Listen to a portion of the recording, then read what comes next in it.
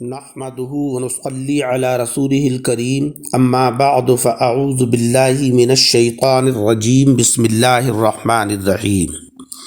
سامعین اکرام، آج کے درس حدیث میں آقا علیہ الصلاۃ والسلام کی ان روشن تعلیمات کو منتخب کیا ہے کہ جن کے اوپر عمل کر کے ہماری زندگی بھی نورانی بن سکتی ہے اور آخرت بھی۔ پیارے آقا صلی اللہ علیہ وسلم کا ارشاد عالی ہے کہ دنیا میں اس طرح رہو جیسے کوئی اجنبی پردیسی رہتا ہے یا راستہ چلتا مسافر، کیونکہ اجنبی پردیسی یا راستہ چلتا مسافر ان کے پاس معمولی ساز و سامان ہوتا ہے، چونکہ ان کی منزل تو وہ ہے کہ جہاں پر ان کو جا کر قیام کرنا ہے۔ اسی طریقے سے ہماری زندگی جو دنیا کی ہے وہ ایک سفر جیسی زندگی ہے، مسافرت کی زندگی ہے۔ حقیقی منزل تو ہماری آخرت ہے کہ جہاں پر پہنچ کر ہمیں اللہ جل شانہ و عم نوالہ دائمی زندگی عطا فرما دے گا کہ پھر کبھی نہ موت آئے گی، نہ زوال آئے گا، نہ وہ نعمتیں کبھی ختم ہوں گی۔ اس لیے آقا علیہ الصلاۃ والسلام فرماتے ہیں کہ دنیا میں مسافر کی طرح رہو، جیسے کہ مسافر کے ساتھ کوئی زیادہ ساز و سامان نہیں ہوتا ہے، وہ اپنی منزل کی طرف کو روا دوا ہوتا ہے، اسی طریقے سے تم بھی دنیا کے اندر آخرت کی تیاری میں لگے رہو اور جو آپ کی حقیقی منزل ہے وہاں پر جا کر قیام کرو۔ دوسری حدیث میں پیارے آقا صلی اللہ علیہ وسلم کا ارشاد عالی ہے کہ جس وقت آپ سے یہ پوچھا کہ یا رسول اللہ کون سا اسلام سب سے بہتر ہے، تو آپ علیہ الصلاۃ والسلام نے فرمایا کہ غریبوں کو کھانا کھلانا اور لوگوں کو سلام کرنا، خواہ آپ ان کو پہچانتے ہو یا نہ پہچانتے ہو۔ غریبوں کو کھانا کھلانے کے اندر جو بھی ضرورت مند ہوں، خواہ وہ مسلمان ہوں یا غیر مسلمین ہوں، اگر وہ ضرورت مند ہیں، بھوکے ہیں، چونکہ اللہ کی مخلوق ہیں، ان کو کھانا کھلانا چاہیے۔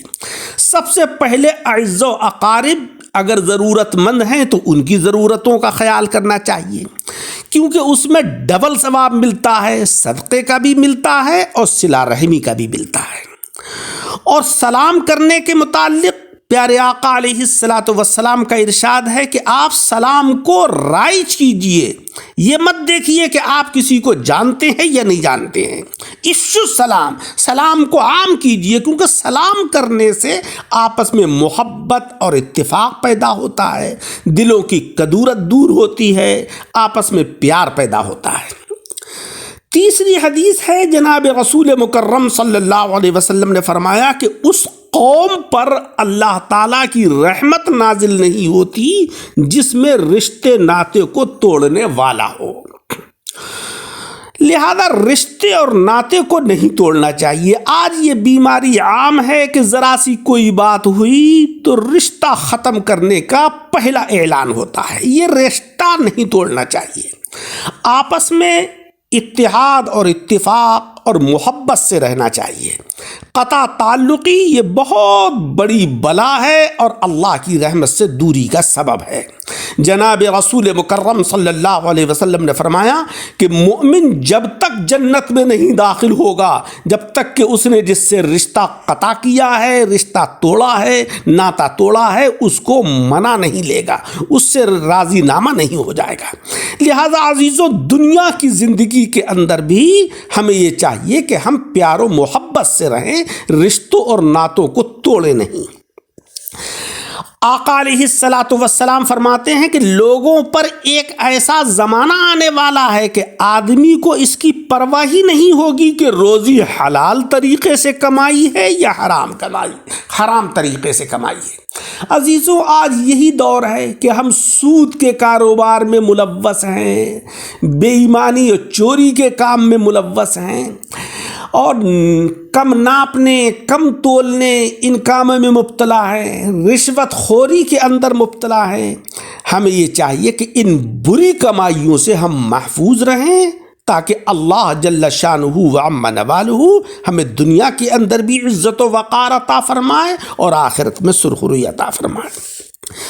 آقا علیہ الصلاۃ والسلام نے فرمایا کہ اللہ تعالیٰ نے مجھے اس لیے بھیجا ہے کہ اچھے اخلاق کی تکمیل کروں اور اچھے کاموں کو پورا کروں، اور مولا رب العزت نے آپ کی شان میں فرمایا کہ انکا لعلی خلق عظیم، آپ تو اخلاقیات کی اعلیٰ منزل کے اوپر فائز ہیں۔ لہذا عزیزوں، جب ہم آقا علیہ الصلاۃ والسلام کے امتی ہیں تو ہمیں بھی یہی چاہیے کہ ہمارا اخلاق معیاری ہو اور ہمارے کام اچھے سے اچھے ہوں۔ اس کے بعد پیارے آقا صلی اللہ علیہ وسلم کی چھٹی حدیث ہے، آپ نے فرمایا کہ میں جب قیامت کے دن جنت کے دروازے پر آؤں گا اور اس کو کھلواؤں گا تو جنت کا نگہبان پوچھے گا کہ تم کون ہو؟ میں کہوں گا کہ میں محمد صلی اللہ علیہ وسلم ہوں۔ تب نگہبان کہے گا کہ مجھ کو حکم دیا گیا تھا کہ آپ سے پہلے کسی کے لیے دروازہ نہ کھولوں۔ معلوم ہوا کہ سب سے پہلے جناب محمد مصطفیٰ صلی اللہ علیہ وسلم جنت کے اندر داخل ہوں گے، کیونکہ آپ حضرات انبیاء کرام و رسول عظام کے سردار ہیں۔ آپ کی امت بھی ساری امتوں سے افضل ہے۔